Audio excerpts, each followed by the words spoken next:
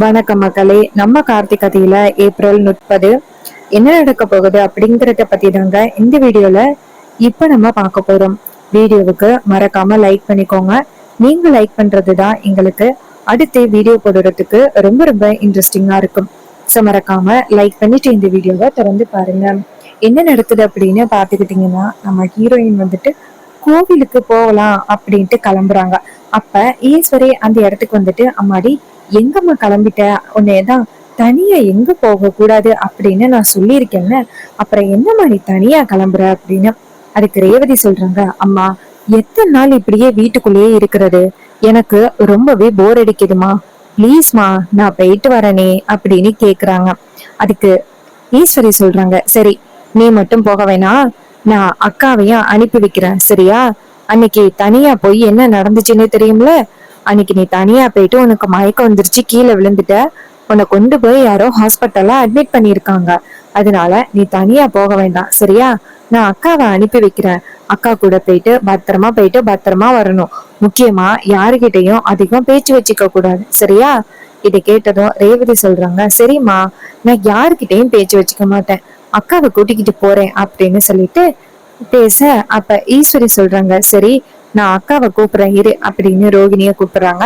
ரோகு அந்த இடத்துக்கு வந்ததும் ஈஸ்வரி சொல்றாங்க, ரோகு உன் தங்கச்சி கோவிலுக்கு போகணும் அப்படின்னு சொல்றா, அவளை பத்திரமா கூட்டிட்டு வர வேண்டியது உன்னோட பொறுப்பு சரியா அப்படின்னு. இதை கேட்டதும் ரோகிணி சொல்றாங்க, சரிம்மா நான் பத்திரமா கூட்டிட்டு வரேன், இதுல என்ன இருக்கு அப்படின்னு கேக்குறாங்க. அப்போ ஈஸ்வரி நேரா ரேவதிய பார்த்து, அம்மாடி நீ போயிட்டு ரெடி ஆயிட்டு வாமா அப்படின்னு சொல்ல, ஹீரோயினும் சரிம்மா அப்படின்னு சொல்லிட்டு அந்த இடத்துல இருந்து போறாங்க. அவங்க போனதும் ஈஸ்வரி நேரா அவங்க பெரிய பொண்ணை பார்த்து, இங்க பாரு, உனக்கு நல்லாவே தெரியும் என்ன ரூல்ஸ் அப்படின்னு, அவளை நீ கூட்டிட்டு போறப்ப யாரும் அவகிட்ட பேச்சு கொடுக்க கூடாது. அப்படி இவளாவோ போய் பேச்சு கொடுக்கற மாதிரி இருந்தா நீ யாருக்கிட்டையும் பேசக்கூடாது அப்படின்னு சொல்லி கூட்டிட்டு வரணும். அதுக்கு ஈஸ்வரி சொன்னதை கேட்டுட்டு ரோகு சொல்றாங்க, அம்மா இப்போ வெளியிலே ஒரு இடத்துக்கு போனோம் அப்படின்னா யாரும் நம்ம ரேவதி கிட்ட பேசாமையா இருப்பாங்க, எப்படிம்மா யாருகிட்டையும் பேசாம கூட்டிட்டு வர முடியும்? ஈஸ்வரி கேக்குறாங்க, நீ கூட்டிட்டு போக முடியல அப்படின்னா சொல்லு, நான் கூட்டிட்டு போறேன். ரோகு சொல்றாங்க, சரிம்மா நான் கூட்டிட்டு போறேன், யாருகிட்டையும் நான் பேச வைக்க மாட்டேன். ஆனா ஒரு விஷயமா, ரொம்ப நாள் இந்த விஷயத்த மறைச்சு வைக்கலாம் அப்படின்னு நீங்க நினைக்கிறீங்க, ஆனா கண்டிப்பா ரேவதி சீக்கிரம் பழைய ஞாபகங்களை கொண்டுட்டு வருவா. அப்படி பழைய ஞாபகங்களை கொண்டு வந்த பிறகு நீங்க என்ன பதில் சொல்ல போறீங்க அப்படிங்கிறத பார்க்க தானே போறேன் அப்படின்னு சொல்லிட்டு ரோகு அந்த இடத்துல இருந்து போறாங்க. அப்ப ஈஸ்வரி சொல்றாங்க, இந்த வீட்டுல உள்ள எல்லாருமே நமக்கு எதிரா இருக்காங்க, ஏன் தான் இந்த வீட்டுல உள்ள எல்லாருமே நமக்கு எதிரா இருக்காங்கன்னு தெரியல அப்படின்னு டென்ஷன் ஆகுறாங்க. அப்புறமா நம்ம ஹீரோயின் கிளம்பிட்டு வெளியில வராங்க. வெளியில அவங்க அக்காவை பார்த்து, வாங்க அக்கா போகலாம் அப்படின்னு ரெண்டு பேருமே சேர்ந்து கிளம்புறாங்க. அப்ப ஈஸ்வரி நேரா ரோகுவை பார்த்து, சொன்னதை மட்டும் சரியா செய்ய அப்படின்னு சொல்ல, ரோகு சொல்றாங்க, சரிம்மா நான் பாத்துக்கிறேன் அப்படின்னு. ரெண்டு பேருமே சேர்ந்து கோவிலுக்கு போறாங்க. அங்க போயிட்டு சாமி கும்பிட்டுக்கிட்டு நிக்கிறாங்க. அப்ப ஒருத்தர் பேசிக்கிட்டு போறாரு, கார்த்தி ஐயா இன்னைக்கும் நம்மளுக்கு அன்னதானம் பண்றாரு, இன்னும் கொஞ்ச நேரத்துல அன்னதானம் ஆரம்பிக்க போகுது, எல்லாரும் கார்த்தி ஐயா கையில இருந்து அன்னதானத்தை வாங்கி சாப்பிடுவோம் அப்படின்னு. அப்ப ஹீரோயின் ஷாக் ஆகி அவங்க அக்கா கிட்ட, அக்கா என்னக்கா இது, கார்த்தி ஐயா அன்னதானம் போட போறாரு அப்படின்னு சொல்றாங்க, அவர் தான் ஏதோ பிசினஸ் விஷயமா வெளியில போயிட்டாரே, அவரு எப்படி அப்புறம் அன்னதானம் போடுவாரு? அதுக்கு ரோகு சொல்றாங்க, என்னன்னு தெரியலையே ரேவதி, சரி வா நம்ம வீட்டுக்கு போவோம் அப்படின்னு. ஹீரோயின் சொல்றாங்க, இல்லக்கா இங்க ஏதோ குழப்பம் இருக்கு, இருக்கா நான் போய் கேக்குறேன் அப்படின்ட்டு நேரா அங்க உள்ள ஐயர்கிட்ட போயிட்டு, ஐயா இன்னைக்கு கார்த்தி ஐயாவா அன்னதானம் பண்ண போறாரு, அவர் முக்கியமான பிசினஸ் விஷயமா வெளிநாடுல போயிட்டாரு. அதுக்கு அவர் சொல்றாரு, என்னம்மா சொல்றீங்க, தம்பிய காலையில கூட நான் பார்த்தனே, நீங்க வேற யாரையோ பார்த்துட்டு சொல்றீங்க போல, நீங்க பாருங்கம்மா இன்னும் கொஞ்ச நேரத்துல கார்த்தி ஐயா வந்துருவாரு, அவரு வந்த பிறகு அவரை கைனாலேயே நீங்க அன்னதானத்தை வாங்கி சாப்பிட்டுக்கலாமே. இதை கேட்டதும் ஹீரோயினும் சரி அப்படின்னு சொல்லிட்டு நேரா ரோகுவை பார்த்து, அக்கா எனக்கு என்னமோ இதுல குழப்பம் நடக்கிற மாதிரி தெரியுது, அவரு வெளிநாடு போயிட்டாரு, ஆனா அவருக்கு பதிலா யாரோ இங்க வரப்போறாங்க கார்த்தின்னு சொல்லிக்கிட்டு, யாருன்னு பாப்போம்க்கா அப்படின்ட்டு. அதுக்கு ரோகு சொல்றாங்க, மனசுக்குள்ள நினைக்கிறாங்க, அடியே வரப்போறதே உண்மையான கார்த்தி தான், அது தெரியாம தான் நீ புலம்பிக்கிட்டு இருக்க அப்படின்ட்டு. அதே நேரத்துல ரோகு நினைக்கிறாங்க, சரி ஒருவேளை அவர் வந்தாலும் பெரிய பிரச்சனை ஆகுறதுக்கு வாய்ப்பு இருக்கு, நம்ம ஃபோன் பண்ணி சொல்லிடுவோம் அப்படின்னு நேரா நம்ம ஹீரோவுக்கு ஃபோன் பண்றாங்க. ஹீரோ ஃபோன் அட்டன் பண்ணி சொல்லுங்க அப்படின்னு சொல்ல, அப்ப ரோகு சொல்றாங்க, என்னங்க நானும் ரேவதியும் கோவில்ல நிக்கிறோம், இன்னும் கொஞ்ச நேரத்துல அந்த கோவில்ல நீங்க அன்னதானம் பண்ண போறீங்களாம்ல. அப்ப ஹீரோ சொல்றாரு, ஆமா அன்னதானம் தான் பண்ண போறேன், ஏன் நீங்க எங்க இருக்கீங்க அப்படின்னு. அப்ப ரோகு சொல்றாங்க, என்னங்க நாங்களும் அதே கோவில்ல தான் இருக்கோம், ரேவதி போயிட்டு விசாரிச்சுட்டா யாரு அன்னதானம் போட போறா அப்படின்னு, எல்லாருமே உங்க பேரை சொல்லிட்டாங்க, இன்னும் கொஞ்ச நேரத்துல நீங்க வரப்போறீங்க அப்படின்னு சொல்லிட்டாங்க. இதை கேட்டதும் ஹீரோ சொல்றாரு, அப்படியா, அப்ப நாங்க வராம இருக்கிறது தான் நல்லது, சரி கவலைப்படாதீங்க, அதுக்கு பதிலா நான் பாட்டியை அனுப்புறேன் அப்படின்னு.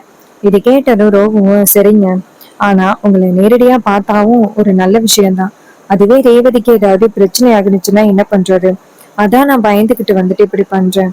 அதுக்கு அவர் சொல்றாரு, சரி சரி நான் பாத்துக்கிறேன், இதுல என்ன இருக்கு, ரேவதிக்கு கொஞ்சம் கொஞ்சமா பழைய ஞாபகங்கள் வந்தாலே போதும் அப்படின்னு சொல்லி பேசுறாங்க. அப்போ என்ன நடக்குதுன்னா, ரோகிணியோ சரிங்க அப்படின்னு சொல்லிட்டு போனை கட் பண்றாங்க. ஹீரோ நேரா அவங்க பாட்டிக்கு போன் பண்றாங்க. பாட்டி போன் அட்டன் பண்ணி, சொல்லியா பேராண்டி. அப்ப ஹீரோ சொல்றாரு, பாட்டி ஒரு சின்ன உதவி அப்படின்னு. பாட்டி கேக்குறாங்க, என்னையா உதவி, என்னையா வேணும் அப்படின்னு. அப்ப ஹீரோ சொல்றாரு, பாட்டி ஒரு கோவில்ல காலையில அன்னதானம் போடணும் அப்படின்னு வேண்டி இருந்தேன், ஆனா நான் தான் பண்ணணும்னு சொல்லியிருந்தேன், ஆனா ரேவதி அங்க வந்துட்டானா, சோ யாரு கார்த்தி அப்படின்னு அவ ரொம்ப ஆர்வமா காத்துக்கிட்டு இருக்கா, ஒருவேளை நான் தான் கார்த்தி அப்படிங்கிற விஷயம் அவளுக்கு தெரிஞ்சிச்சு அப்படின்னா ரொம்ப பெரிய ப்ராப்ளம் ஆகுறதுக்கு வாய்ப்பு இருக்கு, அதனால பாட்டி நீங்க வந்தீங்க அப்படின்னா நல்லா இருக்கும். பாட்டி சொல்றாங்க, சரியா நான் பாத்துக்கிறேன், ஆனா ரேவதி உன்னை நேரடியா பார்த்தா கண்டிப்பா ரொம்ப சந்தோஷப்படுவாளே. அப்ப ஹீரோ சொல்றாரு, இல்ல பாட்டி அதுவே பெரிய பிரச்சனையாகிறதுக்கு வாய்ப்பு இருக்கு, அவளுக்கு ரொம்ப கட்டாயப்படுத்தி பழைய ஞாபகங்களை வர வைக்க கூடாது அப்படின்னு டாக்டர்ஸ் ரொம்ப ஸ்ட்ரிக்டா சொல்லிட்டாங்க. சோ இந்த சூழ்நிலையில அவளுக்கு பழைய ஞாபகங்கள் ரொம்ப கட்டாயப்படுத்தி வர மாதிரி நான் எதுவும் பண்ணக்கூடாது பாட்டி. இதை கேட்டதும் பாட்டி சொல்றாங்க, சரியா அப்ப அந்த அன்னதானத்தை நான் பாத்துக்கிறேன், நீ கவலைப்பட வேணாம் அப்படின்னு சொல்ல, ஹீரோவும் சரிங்க பாட்டி அப்படின்னு சொல்லிட்டு நேரா நம்ம பாட்டியை அனுப்புறாங்க. பாட்டி நேரா அந்த அன்னதானம் நடக்கிற இடத்துக்கு வராங்க. பாட்டி அன்னதானத்தை ஆரம்பிக்கிறாங்க. அப்ப ஒருத்தவங்க சொல்றாங்க, அன்னதானம் ஆரம்பிச்சிருச்சு அப்படின்னு. இதை கேட்டதும் நம்ம ரே ரேவதி சொல்றாங்க, அக்கா அன்னதானம் ஆரம்பிச்சிருச்சாங்கக்கா, வாக்கா போகலாம் அப்படின்னு சொல்லிட்டு அங்க இருந்து போறாங்க. அங்க போய் பார்த்தா அங்க ஒரு பாட்டி அன்னதானம் பண்ணிக்கிட்டு இருக்காங்க. ரேவதி நேரா அவங்க அக்காவை பார்த்து, அக்கா அவங்க யாருக்காது அங்க அன்னதானம் பண்ணிக்கிட்டு இருக்கிறது அப்படின்னு கேட்க, அதுக்கு ரோகு சொல்றாங்க, ஏய் அவங்க தாண்டி நம்மளோட பாட்டி, கார்த்தி இல்ல அப்படிங்கறதுக்காக இவங்க அன்னதானம் பண்றாங்க போல. இதை கேட்டதும் ரொம்பவே சந்தோஷப்படுறாங்க ரேவதி. அப்படியாக்கா அப்படின்னு. ரோகிணி சொல்றாங்க, ஆமாண்டி அவங்கதான் நம்ம பாட்டி, நம்ம பாட்டியை பாக்குறதுக்கு நமக்கு ஒரு நல்ல வாய்ப்பு கிடைச்சிருக்கு அப்படின்னு பேசுறாங்க. இதை கேட்டதும் ரேவதி சொல்றாங்க, ஆமாக்கா நம்ம பாட்டியை இது வரைக்கும் பார்த்ததே இல்லைல்ல, ஆனா இப்ப பாட்டியை பாக்குறதுக்கு ரொம்ப சந்தோஷமா இருக்கு. அது சரி உனக்கு பாட்டி இப்படி இருப்பாங்கன்னு எப்படிக்கா தெரியும்? அதுக்கு ரோகு சொல்றாங்க, ஏண்டி எனக்கு தெரியாது, நான் உன்னை விட மூத்தவ, பாட்டி எப்படி இருப்பாங்க அப்படின்னு அப்பா என்கிட்ட சொல்லியிருக்காரு, அதை வச்சுதான் நான் சொல்றேன். அதோட இங்க உள்ளவங்க எல்லாருமே அவங்க தானே பரமேஸ்வரி பாட்டின்னு சொல்றாங்க, ஸோ கண்டிப்பா அவங்க தான் நம்ம பாட்டி, வா நம்ம பாட்டி கிட்ட போய் பேசலாம் அப்படின்னு நேரா இவங்க 2 பேரும் போறாங்க. போயிட்டு பாட்டியை பார்த்து, பாட்டிமா அப்படின்னு சொல்ல, பரமேஸ்வரி பேத்தி 2 பேரையும் பார்த்ததோட ரொம்ப சந்தோஷப்பட்டு, அம்மாடி பேத்தியலா அப்படின்னு சொல்லி கட்டி பிடிக்கிறாங்க. அப்ப ரேவதி சொல்றாங்க, பாட்டி எங்களுக்கு தெரியுமா உங்களுக்கு அப்படின்னு.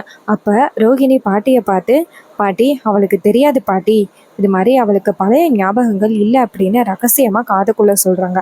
உடனே பாட்டியும், சரிம்மா நான் பாத்துக்கிறேன் அப்படின்னு சொல்லிட்டு ரேவதியை பார்த்து, அம்மாடி உன்னையாம்மா எனக்கு தெரியாது, அப்படியே அம்மாவோட முகத்தை உரிச்சு வச்சிருக்கீங்க இங்க 2 பேருமே, இவ ராசராசா மாதிரி குணத்துல இருக்கா, நீ உங்க அம்மா மாதிரி இருக்க, எனக்கா தெரியாது, உங்களை எல்லாம் பார்த்து இது வரைக்கும் நான் பார்த்ததே இல்லை, இப்பதான் நான் பார்த்துருக்கேன், கோவிலுக்கு வந்தீங்களாம்மா, ஈஸ்வரி பார்த்தா கண்டிப்பா என்னோட பேச விட மாட்டாளே, நீங்க 2 பேரும் தனியா வந்தீங்களா அப்படின்னு சொல்ல, ஹீரோயின் சொல்றாங்க, ஆமா பாட்டி நாங்கள் 2 பேருமே கோவிலுக்கு வந்தோம்.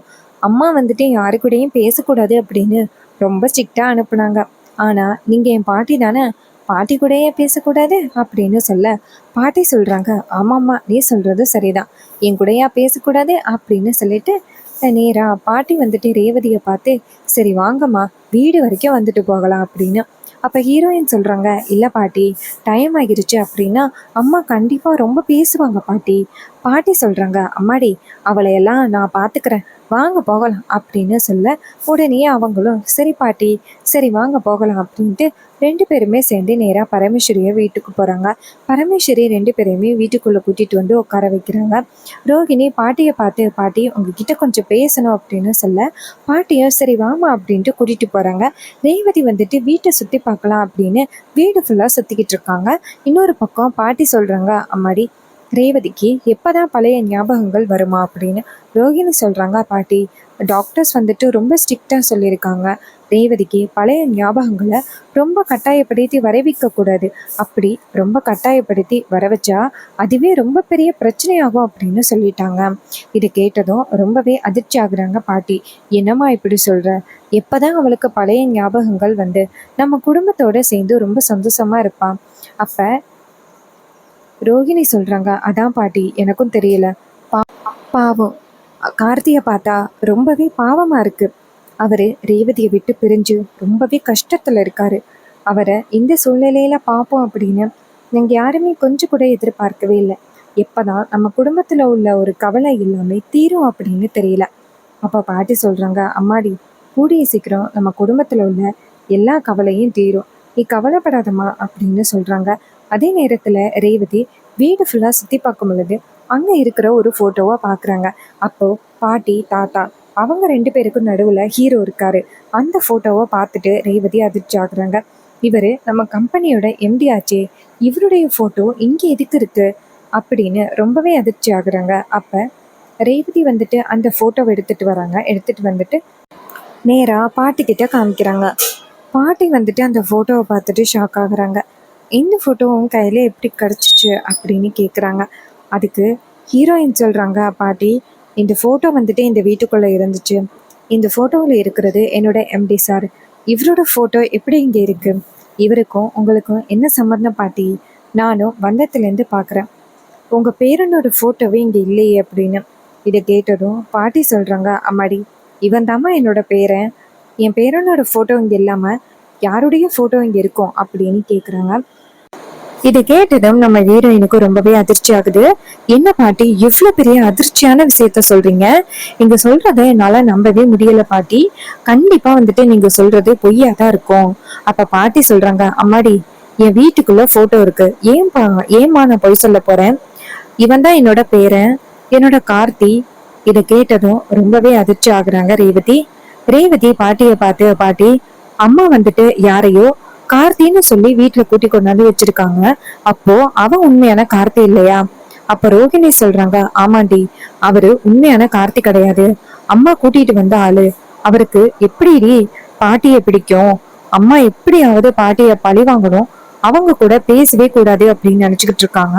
அவங்க எப்படி டக்குன்னு திரும்பி பாட்டியோட பேரனை உனக்கு கல்யாணம் பண்ணி வைப்பாங்க, பாட்டி சொன்னது அம்மா சொன்னது எல்லாமே பொய். இதை கேட்டதும் ரொம்பவே அதிர்ச்சி ஆகுறாங்க ரேவதி.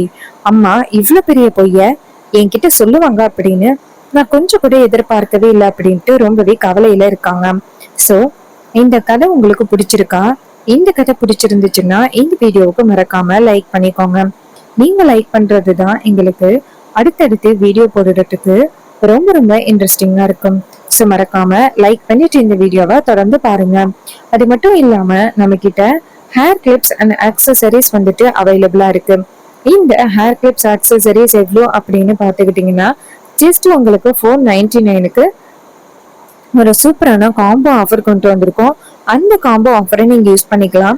ஹேர் கிளிப்ஸ் வந்துட்டு உங்களுக்கு 5 rupeesலேருந்து 10 rupees வரைக்கும் உங்களுக்கு கிடைக்கும். இந்த ஆஃபரை மிஸ் பண்ணக்கூடாது அப்படின்னு நினைச்சா கமெண்ட்ல ஹாய் அப்படின்னு மெசேஜ் பண்ணி சீக்கிரம் ஆர்டர் பிளேஸ் பண்ணி பை பண்ணிக்கோங்க. தேங்க்யூ ஃபார் வாட்சிங். நெக்ஸ்ட் வீடியோல பார்ப்போம்.